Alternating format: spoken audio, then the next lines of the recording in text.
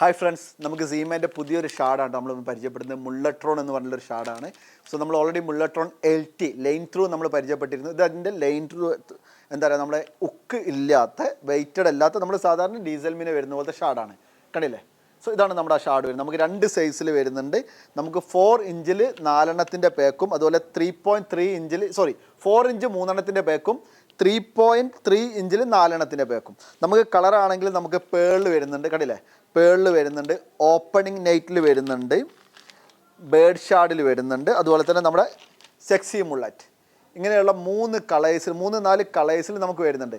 ഇപ്പോൾ നമ്മുടെ മുള്ളട്രോൺ LT പറഞ്ഞവർ ഒന്നാമത്തെ പ്രത്യേകത ഇതിൻ്റെ ടൈല് നല്ല വെയിറ്റ് കൂടിയുള്ള ടൈലാണ്. അതുകൊണ്ട് നല്ല ആക്ഷൻ. നമ്മൾ എങ്ങനെ എന്താ പറയുക, സ്ലോലി റിട്രീവ് ചെയ്താലും ഫാസ്റ്റിൽ റിട്രീവ് ചെയ്താലും നമുക്ക് അതിൻ്റെ ആക്ഷൻ കിട്ടും.